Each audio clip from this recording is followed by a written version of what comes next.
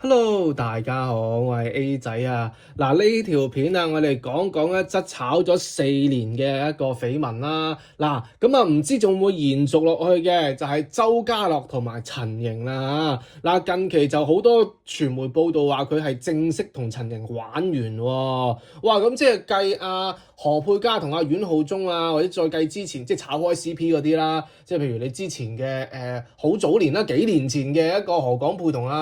朱晨麗呢啲咁樣啦，係嘛？咁等等呢一 pair 會唔會又真係正式玩完咧？咁始終嗱，因為啦見到周家樂出席活動嗰陣時啦，都話要同即係傳媒就話佢同陳瑩係呢一個嘅劃清界線啦，話好有邊界感啦，咁同埋因為之前咧就影到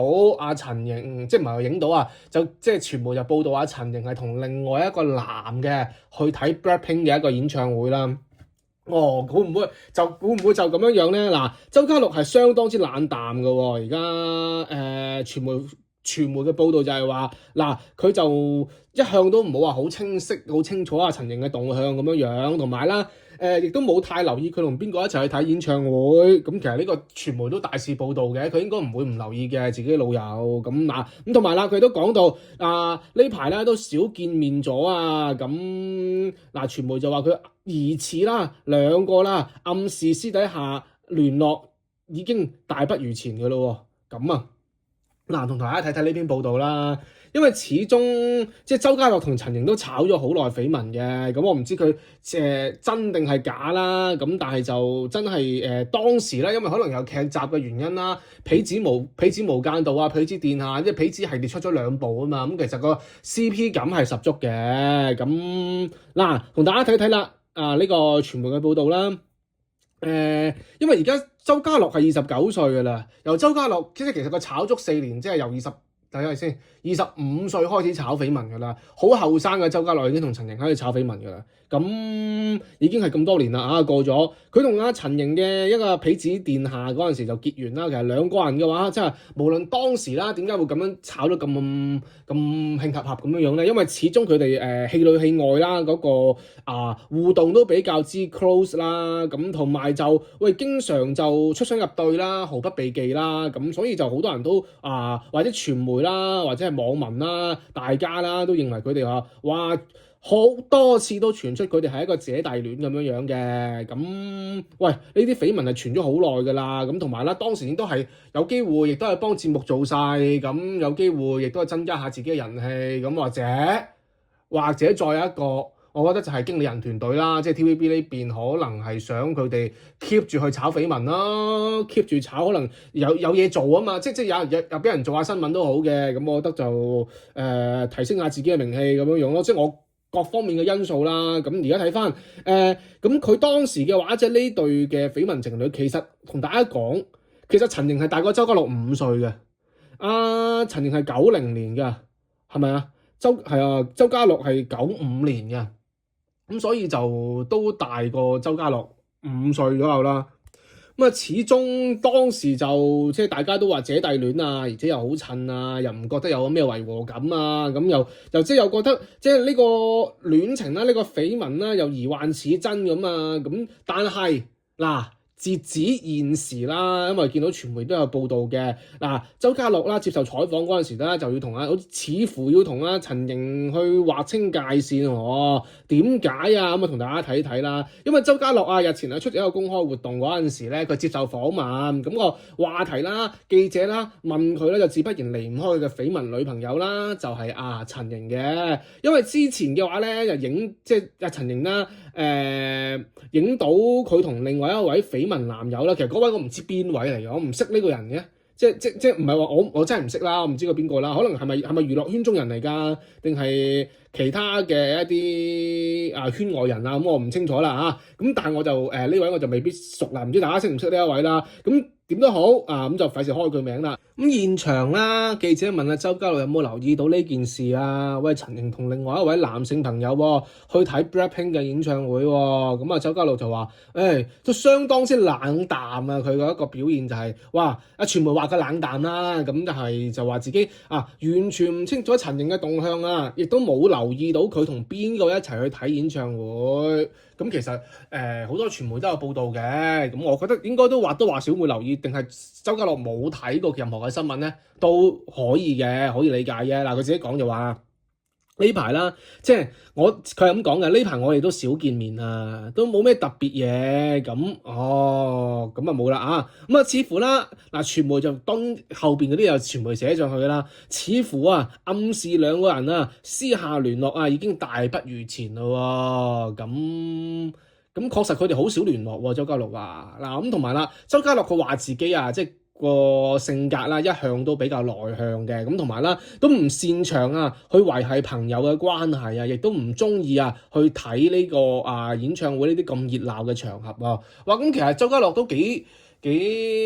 宅下㗎喎，係嘛？即係好中意喺屋企嗰種，或者唔中意出去，即係都係一種I 人喎，係嘛？呢啲而家所講嘅嗱，點都好啦。佢亦都係拖埋其他啲好朋友落水，就係咁講嘅。佢話啦，近期連痞子嗰啲兄弟啊，包括係朱敏瀚啊、JW 黃浩儀啊，或者係張振朗啊，見面啊都少咗啦，大不如前噶啦，都大幅減少噶啦。嗱，佢都形容就係講到就係同目前嚟講啦，現時嚟講咧，同阿陳瑩啦，淨係屬於一個好少見嘅朋友。嗱，咁當然傳媒就肯定會補充啲嘢上去嘅。傳媒就話啦，而將女方地位降呢咁樣樣嚇，咁樣去寫嘅。嗱，由以前過往嘅好親密嘅一個大家嘅一個好 close 嘅一個舉動啦，出雙入對嘅一個緋聞關係啦，而家又回復翻好普通嘅一個好少見嘅朋友咁樣樣。咁周家樂都話啦，自己目前啦雖然啦係單身嘅，但係啦都會打算係以事業為重，對感情啦就冇咩特別過多嘅一啲諗法喎。即係其實，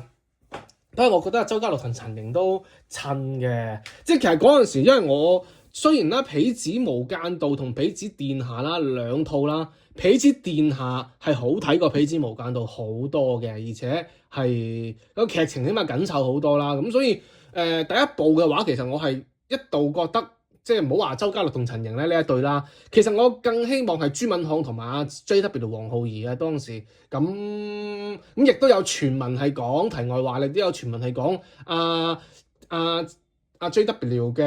呢一個嘅嗰個破產嘅男朋友啦，係因為